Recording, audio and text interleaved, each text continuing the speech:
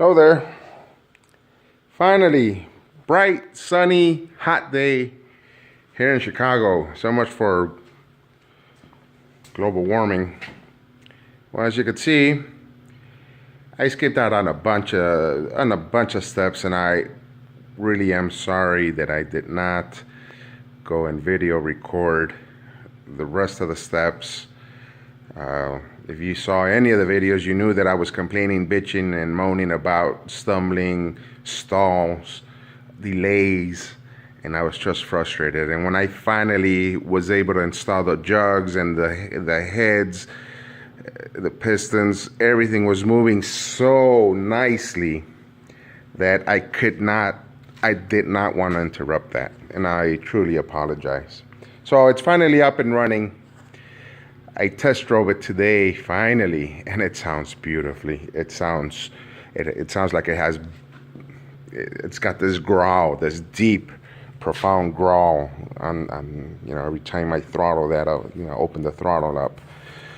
Now I didn't finish and put it in. I did not finish the install completely because I still need to put on the chrome heat shields on the exhaust pipes, and I stopped installing that because I remember last year I had purchased this cheap pair of boots. They were really nice boots. I love them.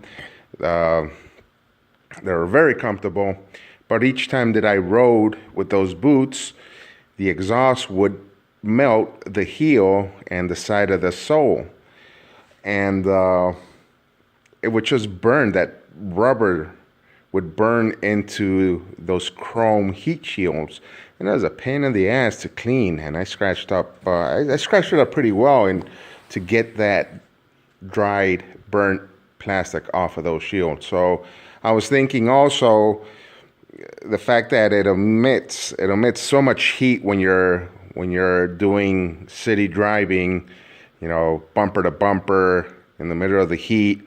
Your motorcycle gets really hot.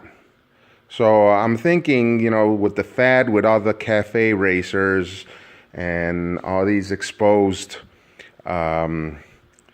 exhaust pipes wrapped with fiberglass insulated wrapping. I'm like, well, why don't I wrap it first and then put on the chrome heat shield? This should, from everyone's opinion, helps with the heat. So that's what I'm going to do. I'm going to wrap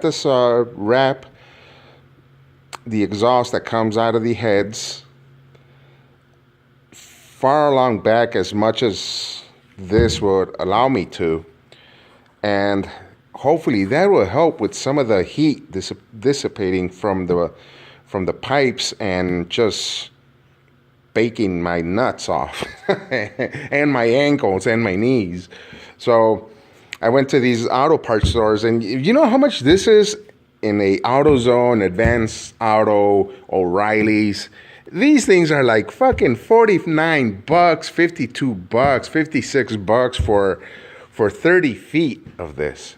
You go online, you go to the old famous Amazon, and you could pick up 2 inches by 50 feet of this charcoal gray fiberglass for $12.99, and it'll get to you in 2 days.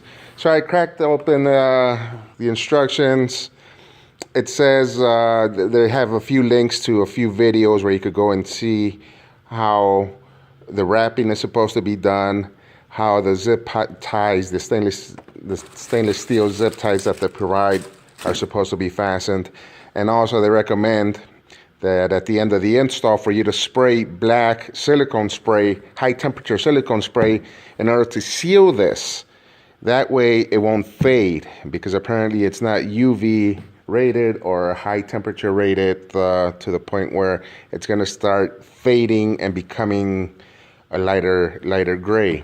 Also, by sealing it with that silicone spray, it helps this from soaking. If you wash it or you happen to leave your bike out in the rain, If you've seen other videos where these things are wet on the pipes and you start up your bike and all of a sudden you have this sauna effect, all this steam coming out because these things have been wrapped around the pipes, they've been soaked in water because of the rain or when you wash it, and obviously the pipes get heated up, so a bunch of steam comes out.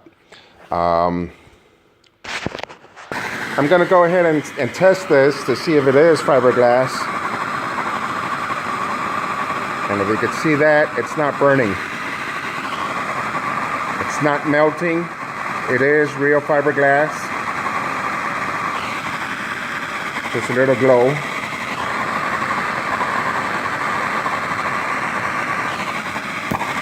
So apparently, that is the real deal. I'm going to put my bike in again, lift it up, and let it cool down a little bit.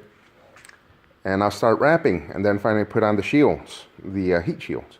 So that'll be a nice, hopefully one afternoon project. That way it won't take out too much of my riding time, because I got to enjoy those beautiful days that are out there. All right, I'll keep you posted. Take care.